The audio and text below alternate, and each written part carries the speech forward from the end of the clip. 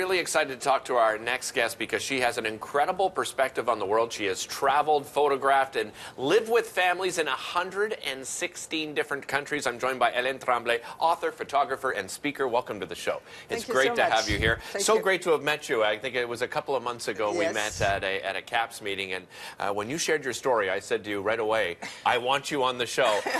When did you begin your travels, by the way? In 1983.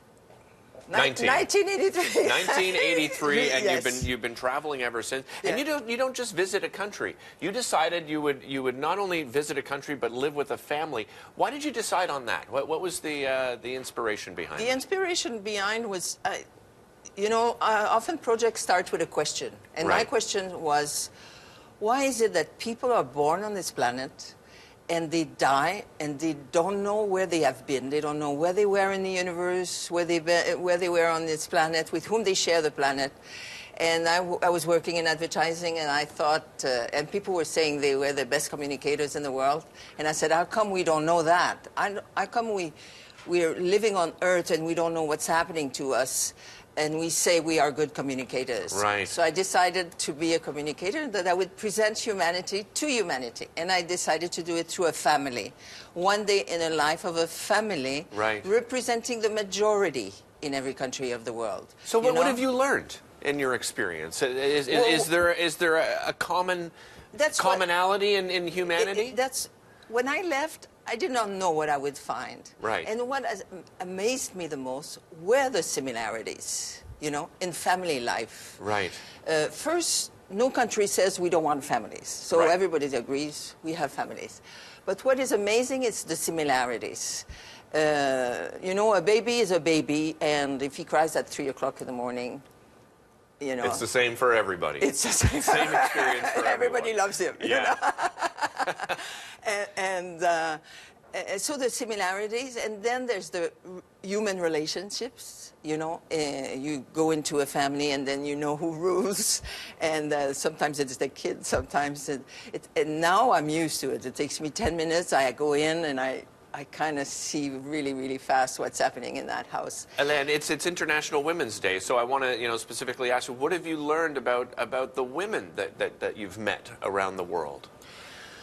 Oh, it's I'm working on an educational project right now, and I'm have to go back into my scripts and everything. And I was thinking about that for today, and I was saying, it all starts with the girls. Yeah. And how important they are to the community. And how they are important of the women of tomorrow, and why everybody in the world now fights for the education of girls and everything. It's incredible, the little girls, they do all the work.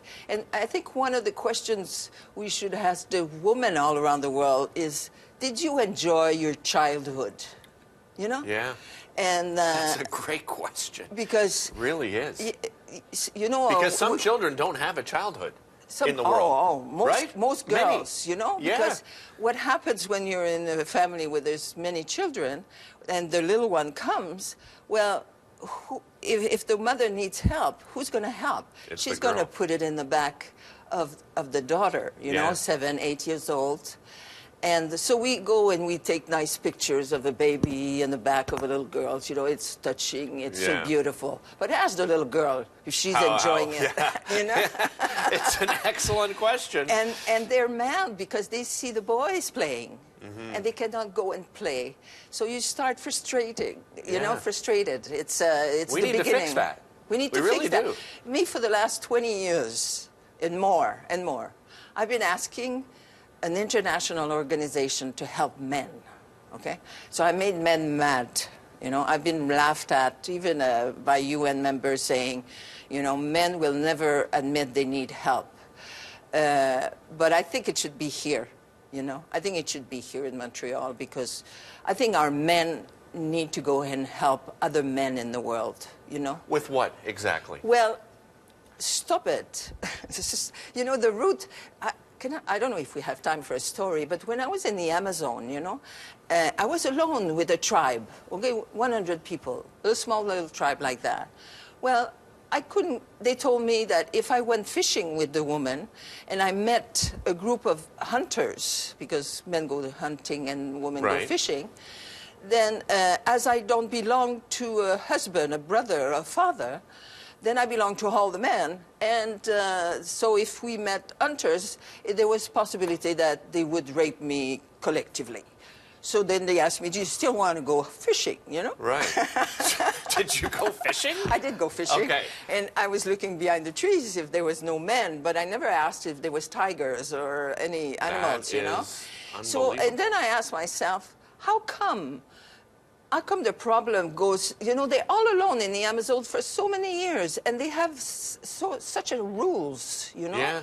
So for me, the problem between men and women, or the way the men treat the woman, is the problem is very deep in the roots, and men have to go there. Yes, and that is a great piece to end on, Hélène. We've run out of time, but thank you so much for joining us. Love to have you back, because this is such a fantastic conversation. Thank you so much. We'll be back with more Breakfast Television right after this.